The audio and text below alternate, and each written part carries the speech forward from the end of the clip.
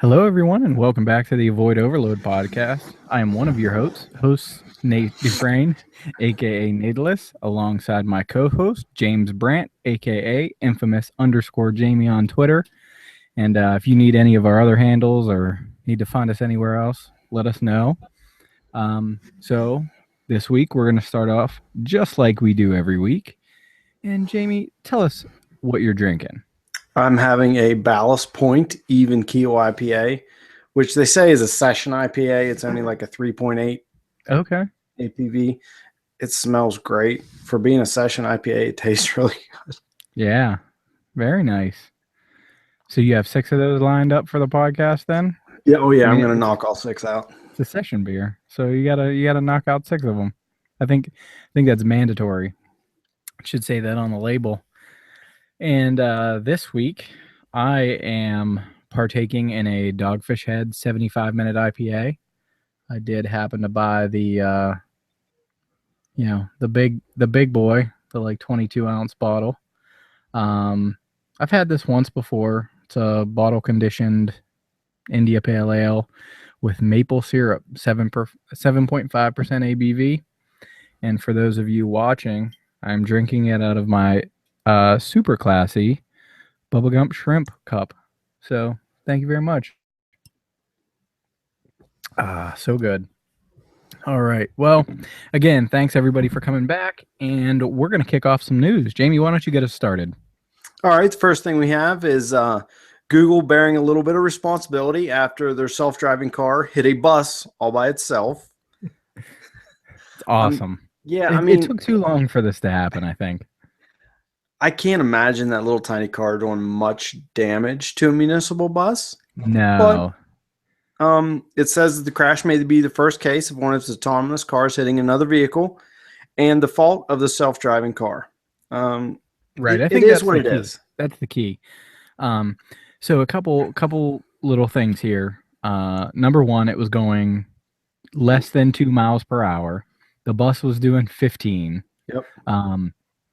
And they said basically the software thought that the bus was going to slow down and let the autonomous car in, as well as the human driver who was behind the wheel. That's one of the regulations at this point, is that they have to have a person behind the wheel to take over just in case something happens. But so technically, a human driver would have made the same assumption. From what I've heard, I've listened to a number of podcasts where they talked about this story, and they said they believe this was partially due to a recent change in the software where Google was having they had programmed the cars to become slightly more aggressive, because since they've been doing this for 6 years now, other drivers around Mountain View have determined that those vehicles will yield for you no matter what. So now they've programmed them to try to get them to drive a little bit more aggressively, just like a human driver would. So I think that was part of the issue as well. And then one of the interesting things that came out of this story that I found pretty neat was, well, where's it at here? Yeah. So it says Google said in November that in 6 years of its self-driving project, it has been involved in 17 minor accidents during more than 2 million miles of autonomous and manual driving combined. 2 million miles. And I had looked something up on Google's site about their autonomous vehicles, and they said that at that point they were saying the autonomous vehicles have driven more than 1 million miles and had collectively 75 years worth of driving experience compared to a human. So I thought that was pretty neat. This may be the first accident like this we see, but it definitely won't be the last. With the growth in this autonomous vehicle field, we're just going to see it more and more. I like how this comes just as Google has been rallying for a case that it should be able to test vehicles without a steering wheel and other controls. I thought that too. I was like, oh man, that's really bad timing for something like that. But There was another case where they were talking about if there was an accident, who is, because they say the driver is at fault. So they were trying to determine who the driver is in this case, not specifically this case, but in the case where an autonomous vehicle hits another vehicle or something when there's an accident caused. And they said, is the software the driver, or is the person in the driver's seat the driver, or the person in the vehicle who has some type of control, or they said it's, especially with no steering wheel and no manual controls, who's the driver? You can't put a person at fault then. And I think it came out that the software would be classified as the driver, which I was kind of surprised that like Google and other companies wouldn't fight that a little bit more. But what are you going to do? You got anything else on that one, Jamie?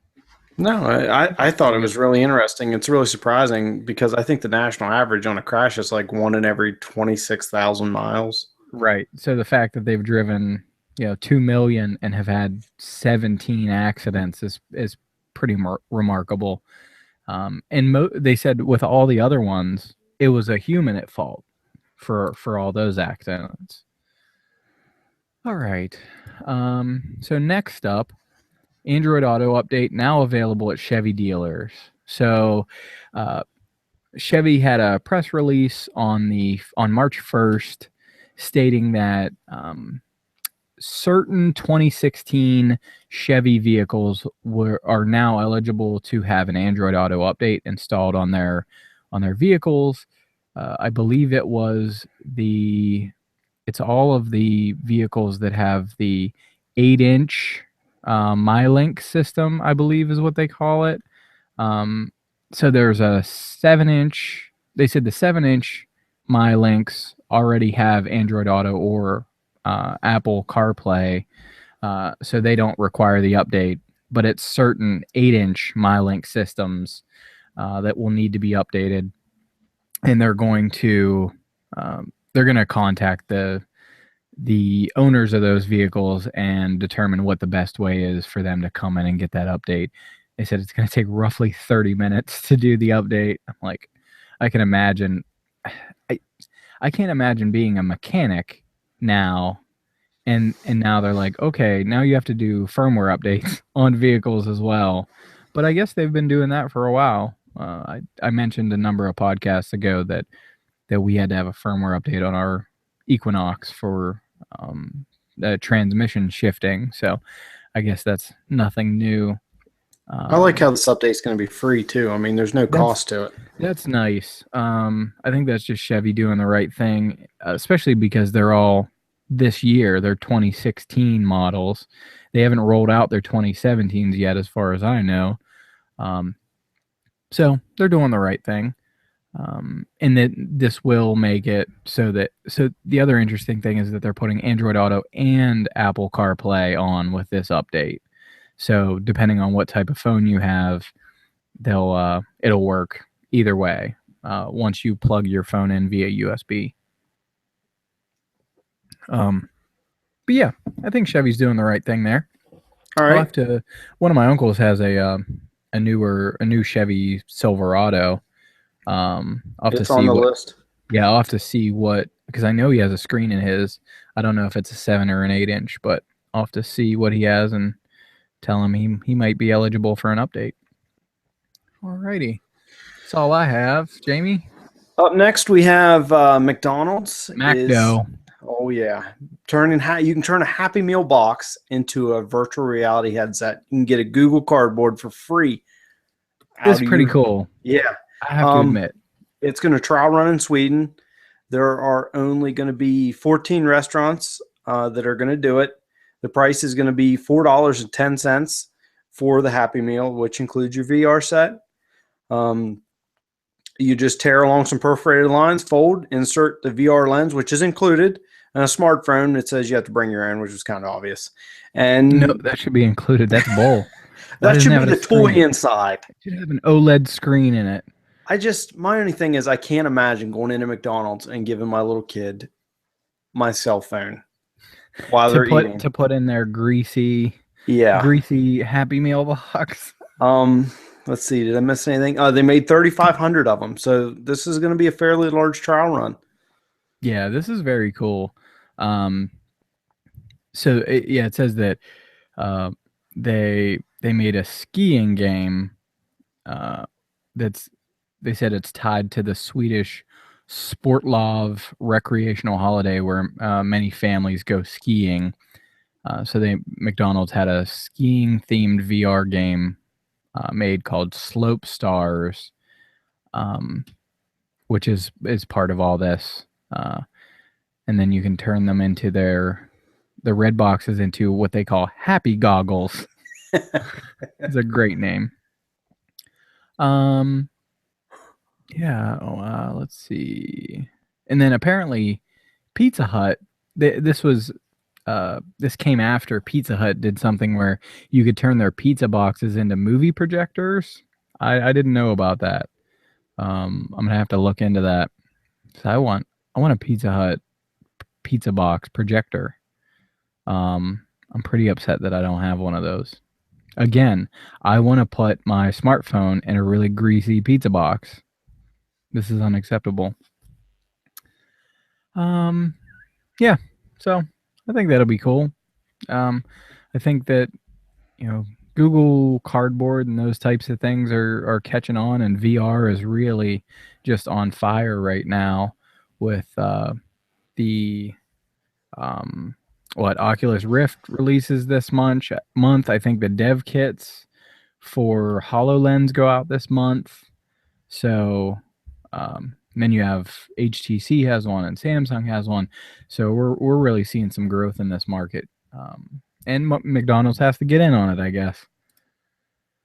So next up, there was a post to the Google Commerce blog this week, calling out calling out to South Bay residents in San Francisco.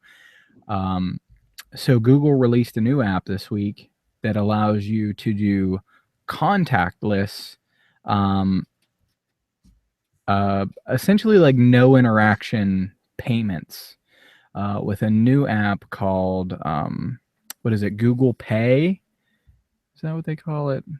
Or Pay with Google? I'm sorry, it's not Google Pay. It's Pay with Google. So I downloaded the app just to see if they would let me, and sure enough, they did. It's widely available on the Play Store. However, it only works at certain McDonald's and Papa John's in the San Francisco Bay Area, so I won't be able to use this anytime soon. So basically what happens is you register on the app, you have it take a picture of you, and then you can purchase things. And when you walk into the establishment, you tell them, I want to pay with Google. They ask you for your initials. You give them to them. On their terminal, a picture of you pops up so that they can verify you are who you say you are, and then you walk away with your goods. So you don't have to pull out a wallet, don't have to pull out your phone, you don't have to, sign into your phone or scan your fingerprint, anything like that. I think this is very similar to something Square has had for a while, where you could pay with Square at certain establishments, and you would just walk in, they would have a picture of you. They'd say, here's your coffee, and you could be on your way. So this isn't fully new, but very interesting. I would love to try it. The easier payments can be, the better it is. They say that they use a combination of Bluetooth LE, which is Bluetooth Low Energy, Wi-Fi, and location services to detect whether you are near the participating store or not. So I'm wondering if they may also build in the functionality where as you enter the store, it pops up with your picture. They know what you wanted, and they'll have it ready for you, hand it to you, and you're on your way. So very cool. Unless you have a twin, then your twin could just buy a bunch of stuff in your name, and there's nothing you can do about it because they know your initials. So what are you going to do? What are you going to do, Jamie? I'm gonna run. I'm gonna grow a beard. I'm gonna dye it brown, and I'm gonna tell everybody my name's James Brandt, and I'm just gonna buy a bunch of stuff on your account. That's what I'm gonna do. It would. I don't know. I'm interested to see how easy it is to trick that thing. Yeah, I doubt it'll be very difficult. So that's that. All On to right. the next one. All right. So Amazon is introducing the Echo Dot and the Amazon Tap, which are two new Alexa-enabled devices. The Dot is a hands-free voice-controlled device that uses the same far-field voice recognition as the Echo. You connect the Dot to your speakers with an audio cable or Bluetooth, and it adds voice control to your home stereo system. It has a built-in speaker. You can place it in your bedroom, use it as a smart alarm clock, any room to get the voice assistant control to your devices and more. It's going to sell for $89.99, but it's exclusive for Prime members through the Alexa voice shopping system. So you have to have an Echo or you have to have a Fire TV. Right. I was pretty And bummed. yeah. Because if it wasn't for that stipulation, I would have one of these right now. Well, I would have it on order. I don't think they're actually shipping them yet. Oh, but see, there's a workaround. I'll send it to you. Oh, very cool. Yeah, I need to do that. I was wondering if you could download the Alexa Android app and do it that way. But yeah, definitely you got to send that to me because I want one of these. I would have an Alexa, but I can't pull the trigger. It's like almost $200, you know. So anyways, all right, you can continue. We'll talk about that. All right, and the other is the Amazon Tap. It's a little different. It's a portable Bluetooth Wi-Fi speakers.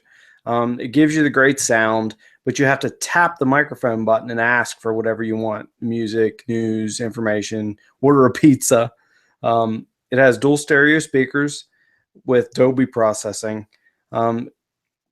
It still has a 360 omnidirectional audio, which is what you really want. It's a little more expensive, not quite as expensive as the Echo directly. It's $129.99. Right.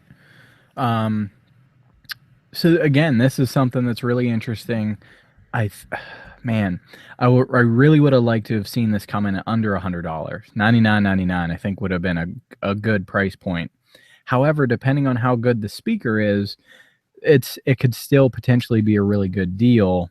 When you look at some of the top tier Bluetooth speakers, you know, $200 is right in the ballpark. You know, $180 to $200. Now I won't spend that. I got a pretty good one. The one I talked about before, the Idea Taco, was one that I featured on the show here, and that's a great Bluetooth speaker, but for $35, but it doesn't have all this functionality built in that the Tap does.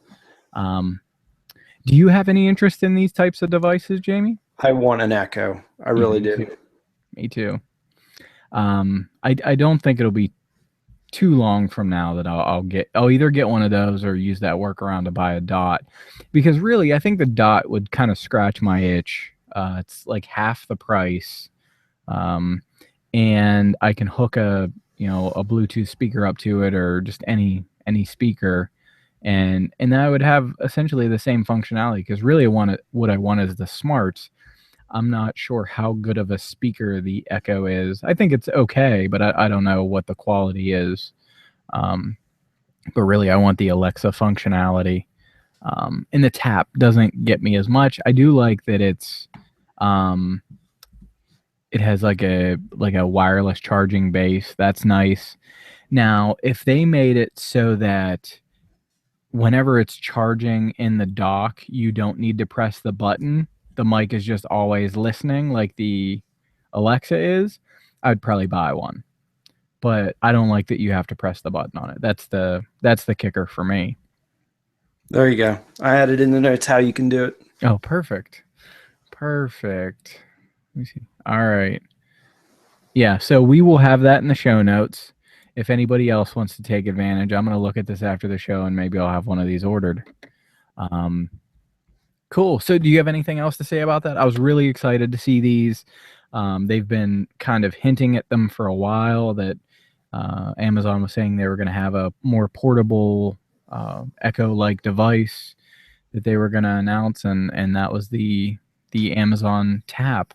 The thing I'm wondering though is there's a lot of tech journalists and a lot of podcasters that I listen to that have bought multiple Echoes now because they want them all over their house. I wonder how bitter they are that they spent, $200 of almost $200 a pop on all those, and then they released this. But I'm guessing those people aren't particularly too hard up for money, so they probably don't mind. But very cool. Amazon just taking another step forward and doing all the great things that they do. We're going to move on to some more car news. This has really been interesting this week. I don't know why we're talking about so much car stuff, but I guess it's that's the way the news rolls occasionally. So this story is from Jalopnik, I guess is how you say it. It's one of Engadget's like sister sites. Headline is Mercedes will reduce robots on production line, employ more actual humans. It's never a bad thing. So basically what this story boils down to is the fact that with specifically in their S-Class series of the Mercedes, they offer such a wide variety of options that it's difficult for them to retool the robots quickly enough to roll these orders out. So what they're doing is they're going to cut back on the number of robots that they use and have more humans, because they said over a weekend they can have humans come in, change up their assembly line to roll out another kind of another SKU of the Mercedes S-Class, whereas it would take a much longer time with robots because they have to essentially reprogram the software so that they're able to build them appropriately. The other thing that they're going to do is go to something that they call, I believe they called it robot farming in the story. Is that right? Yeah, so something they call robot farming, which is that they are going to use smaller robots that can work alongside of humans. So basically, they don't want these things spinning and turning the person next to them into mush. Because that would probably be bad for business. They'd be like, I didn't order burgundy leather in my Mercedes S-Class. And they're like, oh, that's from Johnny. That might be an option. Yeah. Look at this beautiful blood red interior in my Mercedes. This is a man. What kind of leather did they use here? So yeah, the other kind of interesting thing, they said that this plant, the Sindelfingen plant, I don't know. I don't speak German, so I don't know if that's right or not. But they said it rolls out over 400,000 vehicles per year, and that so they're thinking to keep up with that pace, they may need to use some more humans to accommodate all these options that they have now. And then they said Mercedes isn't the only one that's owned by this, the conglomerate that is Mercedes and BMW and Volkswagen. But BMW, Volkswagen, Audi are also testing these lightweight robots with sensors as well to work alongside of humans. So it's a good thing. Good on Mercedes for hiring more people. Actual people, not metal people. AI that's going to take us over. I mean, the Terminator's coming. That's what I think. They're afraid. They're finally realizing what's going to happen here. They keep building these smarts into these robots so they can build custom cars. That's just the start. Pretty soon, we're going to have Skynet, and we're going to be like, then robots are going to be making, people. Sandwiches. They're going to make sandwiches out of people. For other robots. Is that what you want? Do you want to go into Subway and there's a robot making you sandwiches? Is that what you want? That would probably be okay. I don't know if actually, they should just close down Subway, open up more Quiznos. That's for another day. Thank you, Mercedes. Jamie, tell us about what Snapchat messed up this week. They had a bit of an employee data leak. Apparently, there was a phishing email sent out that was impersonating the CEO. That's a That, good one. yeah, If you can spoof like a CEO email, who got that mail and didn't? Well, I guess if it's from your CEO, you're not going to question it. You're just going to be like, I guess he really needs all the employees' social security numbers and their pay information, bank account routing numbers. Yep. That sounds like something the CEO would ask for. He'd be like, hey, Timmy in payroll, can you send me over everybody's social security number? Just real quick, just export that, send it over to my Gmail. Yeah. So they did report it to the FBI. I'll give them that. Right. They're offering 2 years of identity theft insurance and monitoring for their employees, which that's like a gimme anymore. Right. Yeah, you're guaranteed a year. If anything leaks, if the last 4 digits of your phone number leak, they give you identity monitoring for a year now. They say that they are impossibly sorry for the breach. I thought that was funny. We are impossibly so. What does that mean? So you're not sorry, is what you're telling me? I am sorry to an impossible amount. So what? I don't quite understand what that means. No. But yeah, Snapchat said is impossibly sorry for this breach, and they vowed to redouble their already rigorous training programs around privacy and security.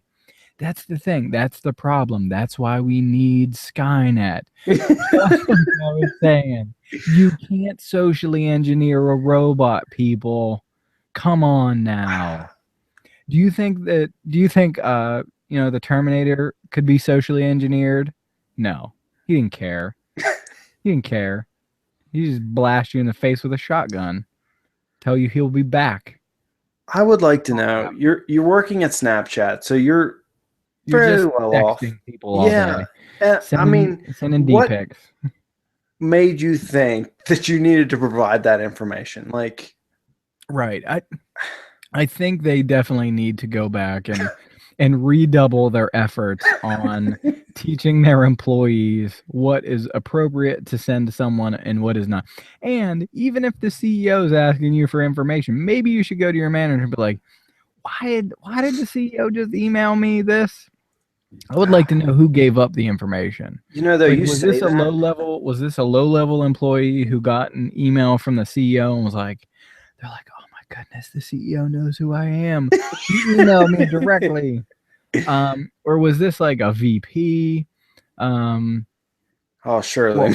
Well, also, does this mean that the CEO's account got compromised? It would have to. I mean, right. They spoofed it though, so right. But what does that mean?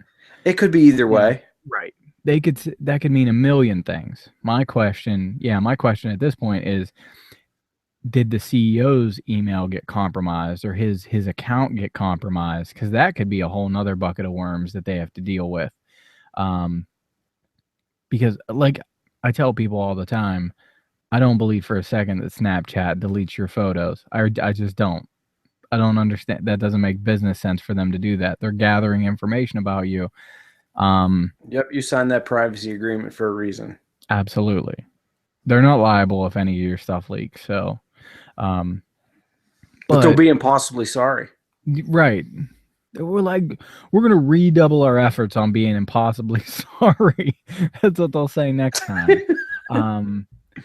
Yeah. So I wonder if we'll see any more about this. Because I didn't think about that until just now. I wonder if the CEO's email got or if his network account got compromised. Because in that type of company, I almost guarantee that they would let their CEO have the keys to the kingdom. Which isn't smart. I know where I work. Our CIO says he doesn't want access to things because he doesn't want that responsibility.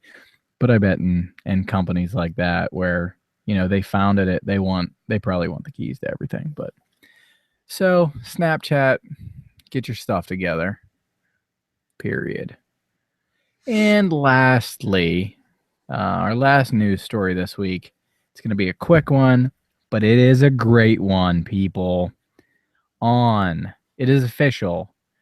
Star Wars The Force Awakens will hit digital on April 1st. Oh, I just thought about this. If this is an April day or an April Fool's joke, like they're prepping an early April Fool's joke, they're going to be like, "Oh, it's released. Ah, just kidding. It'll be December. I'm going to murder some people." But yeah, so it looks like on April 1st that Star Wars The Force Awakens will be available digitally. And then on the 5th, the DVD and Blu-ray versions will be released. They also had a little bit of information in here. This story is from iMore, but I'm sure you could find it everywhere. It says, after shattering box office records with more than $926 million domestically and $2.05 billion worldwide, many have been anxiously awaiting their chance to purchase it and watch it at home. I know that's me. I can't wait. I cannot wait.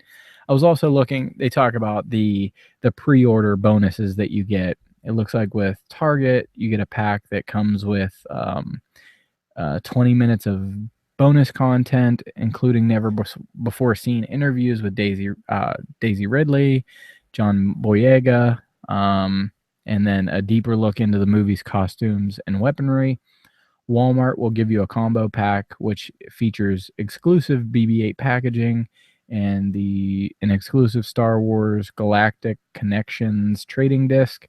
And Best Buy will have a Steelbook series combo pack. So April 1st, I know I'll be downloading a copy of that, and then I will probably also buy it on Blu-ray somewhere because I want director's commentary and all that stuff. That'll be the first DVD or Blu-ray that I have bought in a while. Yeah, absolutely. Absolutely. Well, the last one that I didn't buy it, but someone bought it for me, was Guardians of the Galaxy, because I wanted director's commentary for that, because that's me, son. So those are our stories for the week. On to Jamie saving us money. Jamie, all right, save me some money this week. Well, I thought I would mix it up a little bit this time and try and cut back on the drives I've been listing. So I thought the first one was kind of suitable, a $45 Simple Human 40-liter step trash can, which is a great price for that garbage can. I think I have one at the house, the exact one, and we paid $100 or $120 for it. It does take a little bit of legwork. Yeah. It's a clearance item at Target that it's ringing up for $45. They do list the DPCI, which for the non-techie people is the actual code that Target uses. You can use a website called BrickSeek and actually check the inventory, and it will show the price at that specific location. Oh, very cool. I didn't know about that. I taught you something. That's why you do the deals, Jamie. I've actually been. You can use BrickSeek for a lot of places: Walmart, Target, Staples, numerous places. BrickSeek. I'm gonna look that up now. The next one is an 64 gig Ultra USB 3.0. It's what they call an OTG flash drive. It's a dual-ended drive that has regular USB on one side and micro USB on the other. Yeah, I've thought about getting one of these. So OTG means on the go. Yep. You do have to have a phone that's compatible with on the go storage.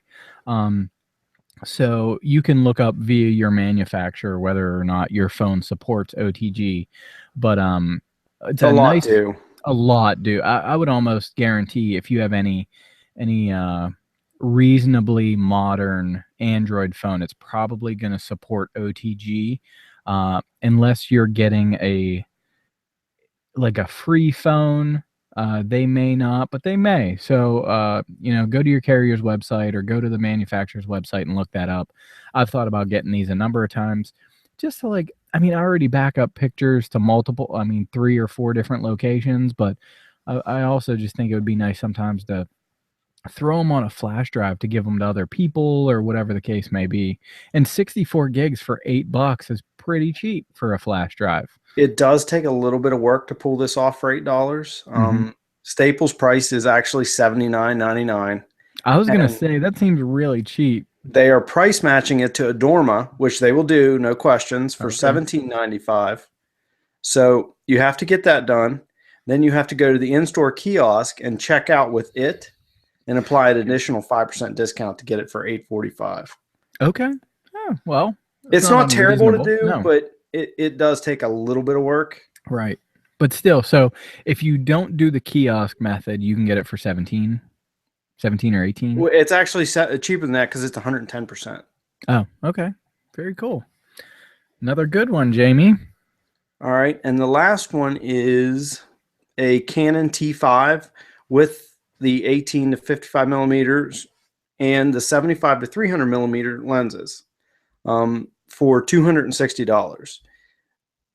After reading down through the thread, that's actually probably not the best deal they list. They list the newer model, the SL1, for $360 with both lenses included. I was actually considering buying this one for myself. They Yeah, are look at this right here. This is so this is the EOS Rebel T5 Yep. plus 2 lenses. That's really wow, that's pretty cheap. $260. That's surprising. And if you go to the higher model, the SL1, it's still only $360. Yeah, see, that's not bad at all. Especially getting the 2 lenses. Whenever I bought mine, I have a Rebel X, I think it's an XL. Mine's pretty old. It's, you know, eight or so years old at this point. Still takes phenomenal pictures, but mine only came with the 18 to 55 millimeter lens. To buy just that second 75 to 300 millimeter lens on Amazon is $149. Yeah, see, that's an awesome deal. And it's manufacturer refurbished. That means something. It does carry a 1-year warranty through Canon, Right. so it's not just a. I mean, my camera has worked flawlessly, and so it's a DSLR, and I've there's numerous times that I've bumped it fairly significantly, or the kids have knocked it off of something, and I'm like, oh man, this is gonna be the end of it. No, it still works fine. It still works fine after all this time. It's been to Mexico, it's been to Canada, it's been to across the country a couple times and up and down the country a couple times. So I'm really happy with mine. Very cool. So that's it for deals this week. On to what we've been watching and playing and reading. Jamie, what have you been doing this week? I am actually proud but sad at the same time. I've finished Entourage. Yeah, it's bittersweet. Yeah, I really, really enjoyed it. I watched all 8 seasons and then the movie. I will tell you, there is clearly a difference between the seasons and the movie. There was a lot more money spent on the movie. Is that right? Yeah. Okay. I mean, yeah, the if you haven't watched Entourage, it's definitely not like a high budget show. It doesn't look cheap, but it's definitely not a high budget. I would almost compare it to kind of like the quality of Curb Your Enthusiasm, which makes sense. It's an HBO show, but it's not like a blockbuster, so they're not spending Game of Thrones money on it. So, Entourage, anything else this week? I've been watching One Piece and Futurama with the kids and a lot of kids stuff. Yeah. Oh, I know how that is. Oh, actually, that made me think about something I can add. So, I've been watching Entourage as well. Last week, I thought I was farther into season 3, but I wasn't. I was like halfway through. So I finished season 3, started season 4. I'm a couple episodes into that. It's really good. Been enjoying it. I'm caught up on The Walking Dead. I'll probably watch tonight's episode tomorrow, maybe. I'm really happy with how that's going.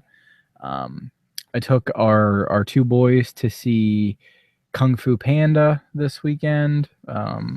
They really enjoyed that. That was a pretty good movie. I haven't watched the first 2. I've tried to get them to watch them, and they just refused. So I have no clue why they were so gung-ho about Kung Fu Panda 3, but they were. So watch that. Still been playing Payday 2. I can't get off of that. really fun game. I've been playing some more difficult missions and racking up some cash in that game, so that's been fun.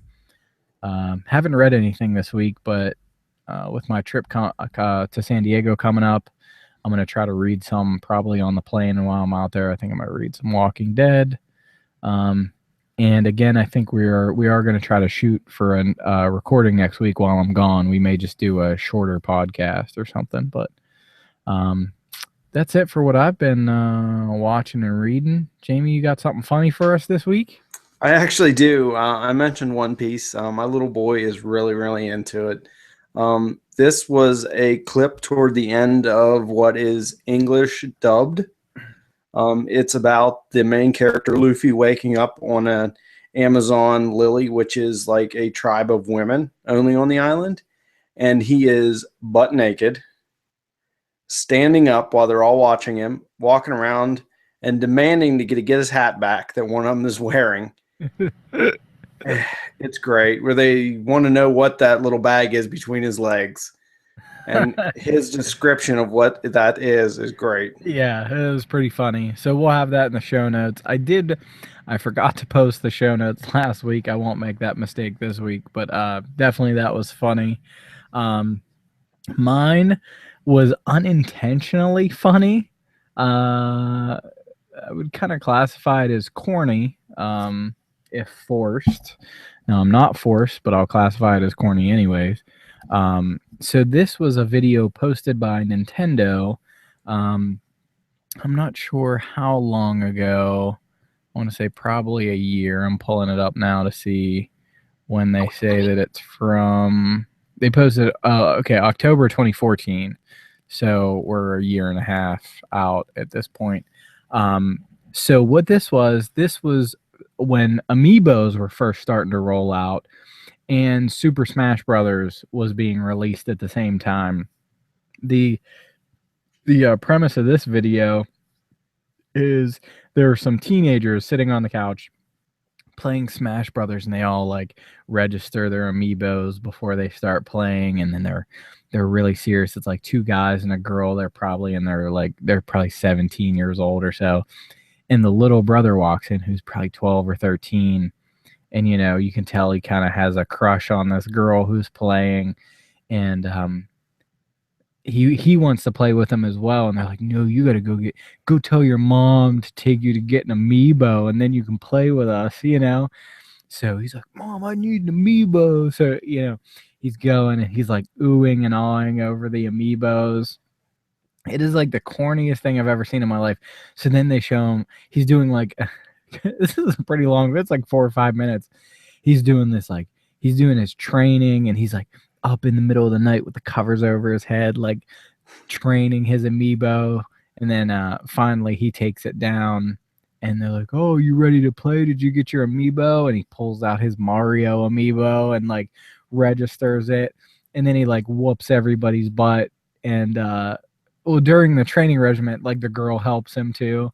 So, they're trying to show his affinity for her and that there's some budding relationship there.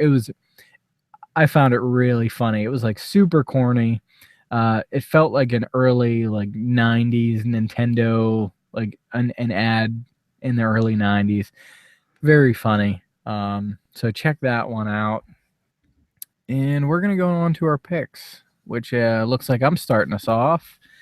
My pick this week is a Craftsman bottle cap wrench bottle opener. This was purchased for me by none other than the infamous Jamie.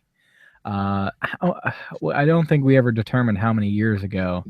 A long time. It's been a while. It's been a long time. I mean, we're probably almost pushing a decade ago that you bought this thing for me. So it kind of looks like a standard Craftsman wrench. However, it's a bottle opener instead. This thing is heavy. If you got particularly drunk and someone was getting mouthy, you could probably defend yourself with it or catch an aggravated assault, maybe. I don't know. You may go to jail. I don't know if that would be assault with a deadly weapon or not. But this thing is this thing is phenomenal. It really does a great job. I actually have it hanging on my tool bench most of the time. But I was down here and needed a bottle opener, so I ran out and grabbed it. And I was like, I know what my pick is this week. So I have a link for it on Amazon. You can get it for $9.41. Best And that bot is load. a ripoff. It It's probably- only yeah. $5 from Sears. Is it? Okay, so that's probably better then. Go to Sears and get it. Maybe I'll find that link and put it in there. But it is the best Craftsman bottle opener you will ever have. I guarantee that. Or Sears will give you your money back. Oh, looks like Jamie just posted a link in there. Perfect. And Jamie, what's your pick this week? I purchased a Logitech MX Master Mouse, which is their top of the line wireless mouse. I've only used it for less than a week. It is phenomenal. It is a little expensive. It's going to cost you like $78, I think is Amazon's going price right now. It is probably one of the most comfortable that I've held in my hand. Yeah, I had an MX mouse maybe 7 years ago or so. Definitely the most comfortable mouse I've ever used. They are expensive mice, Yeah. but they are so comfortable. My only complaint with it is I have a Logitech Wave. That is, I will buy no other keyboard. The Wave keyboard. Yeah, I really like it. Is it split or just a Wave? Just a Wave. Okay. I had a wireless one that was like that as well. I liked it. Comfortable, really comfortable. It is a few years old. I mean, it's not like devastatingly old. I think it's probably 3 years. But the MX Master Mouse takes a unifying receiver, and my old one takes the RF receiver, and they won't work back and forth. Oh, that's a pain. Yeah. So you're going to get a new Logitech keyboard then? I'm running both of them at the moment. Yeah. Well, they had that they had the like Illuma key or whatever they call it one on sale this week. But wasn't that like $70 too? Yeah. I think it was pretty pricey. It might have been more than that. But that's the one you can change the color on it. Isn't that worth it? I type so much though that to change the shape of my keyboard. Yeah, that's true. That's true. It's funny. I was at Best Buy with the boys over the weekend, and because I have to buy like 3 amiibos a week for each of them now. What happens when you buy a Wii U for Christmas and then finally turn them on to the world of amiibos? But we were there and we walked by the keyboards, and Lincoln always, our youngest, he's 3. He always calls out the Wave keyboard. He's like, I like this keyboard. Jackson does say, I like this keyboard. I'm like, you want me to get you a Wave keyboard? Is that what you want? These kids. But very cool. I guess that wraps us up for this week, huh, Jay? A little short this time. Yeah, that's not bad. We ran a little long last week, probably a little short this week. That's okay. We average out. So again, we're gonna try to record next week. I'm gonna see if I can fit it into my busy schedule while I'm out enjoying the sun in San Diego, soaking up those rays. But I think I'm gonna want to talk about all the breweries that I'm gonna go see and all the fun stuff that I'm doing out there, and maybe while I'm on the plane Friday, I can kind of put a doc together and we can do a short recording. So I think that's going to wrap us up this week. I want to thank everybody for coming back, and we will see you here next week, same place, same time. Everybody have a great week, and peace.